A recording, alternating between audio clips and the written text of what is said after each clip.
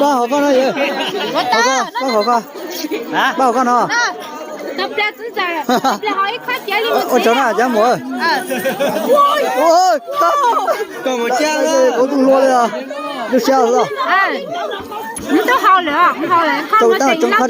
到中中我如呀，好看啊！我知道，等一下啊，不好意思。姐啊，姐妹，姐啊。来，真在。妈妈，老板呢？不见了。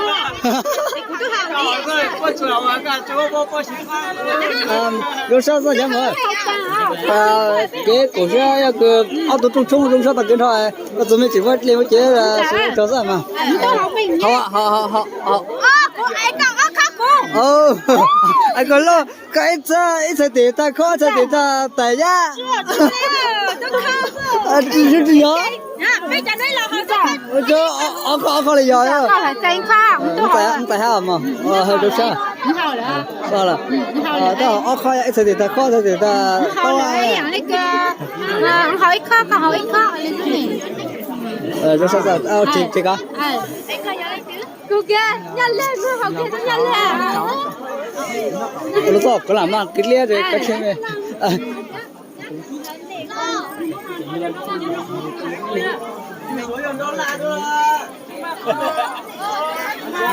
chú rể châu này đây thì lúc đó tôi luồn xưa à chứ chỉ luồn xưa chứ chỉ đâu thằng cái lúa em muốn đây chỉ nó ăn đấy khó hay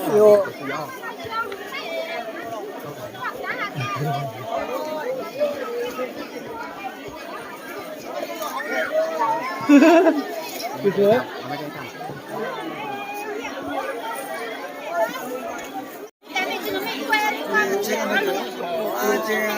cái cái số này nhỏ quá bây giờ nó như con này của ai nữa cái tao gì đó anh với em thì cũng nói rồi nói gì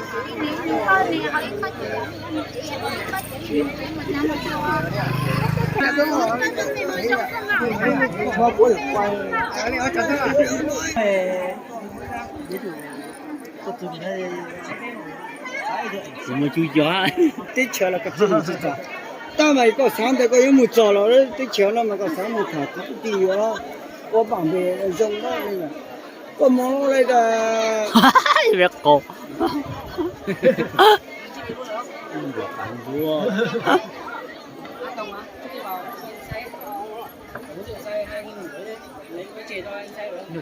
，nó chỉ có cái là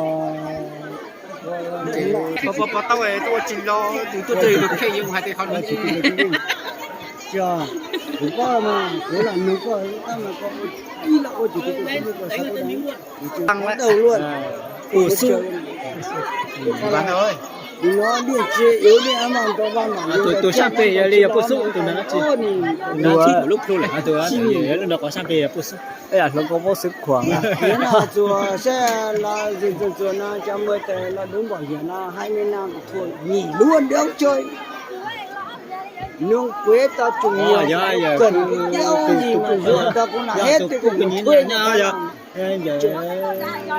cứ cả hai giờ biết thứ kiếm này cả ok đó hai cả tại như nó về hồi chi là tập nó ít thì thôi rồi đây rồi lù là biểu lại khóc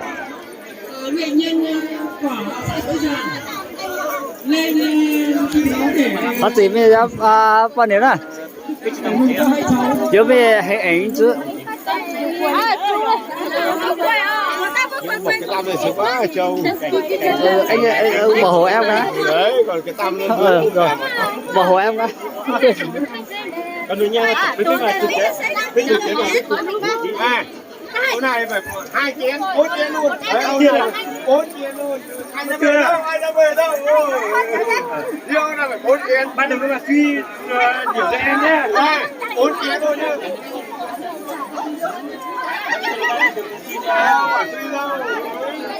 妹呢？妹在家之内是不是只得要帮点子哦？可以只得啊。跳了个，你那个就把腿抬的。你还是 Em cứ tưởng là nó là người của ở đây. Để từ ai đã về đâu? Từ tránh xuống.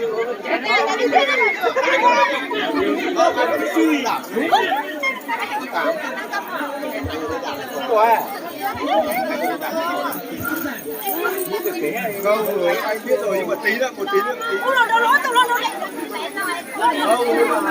Đây. Chưa về. Chưa về. Đang chạy đúng rồi đấy. Đó là chết cái đâu có trông nó nó có trông chết cái đâu cũng chưa hồi. Chim bông này coi chim bông đâu.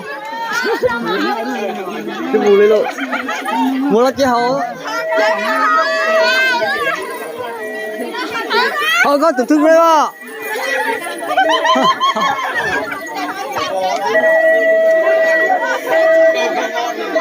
Tức là hạt trắng rồi, sao gì nữa? Làm hả? Có hạt trắng rồi.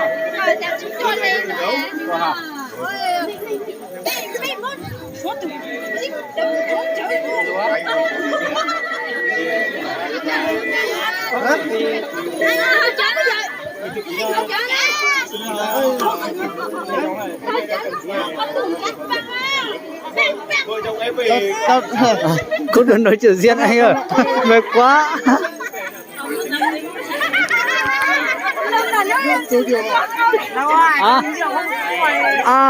Anh ơi có cả hai lắm đó. Tao ơi đi cũng hồi chơi rồi thì nó hồi chơi lò chiếu ấy. Ôi xin lỗi á. Xin lỗi đúng à. Không mà nó cái của rất là vào đây mà. Anh ơi, chơi luôn.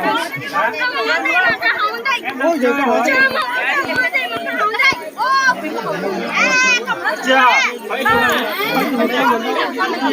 Ê, chơi tụi nó, mày chơi tụi nó. Anh đi giấc có gì.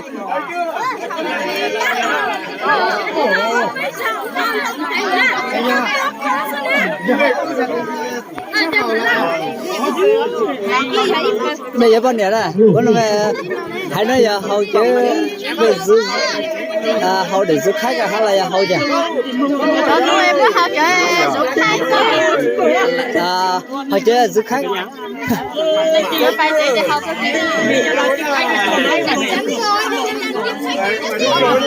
Nào chơi được chưa? Rất là đông khô. Mà chỉ nghe nó bị cái món này tao một tí nhỉ.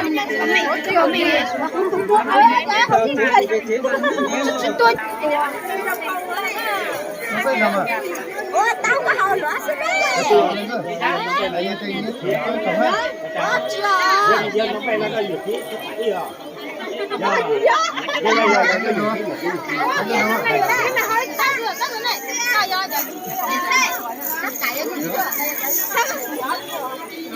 Nhớ cái gì tí áp nó cái dạng đi à?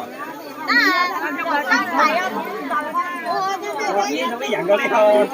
Nhớ nó cái gì tí của à?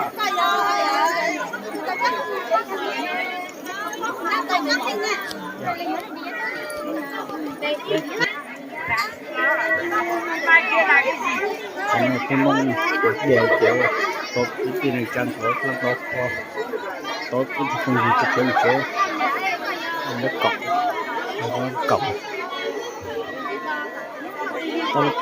có một tôi giật chế nó một số giật cái này phải chế là gì lỗi.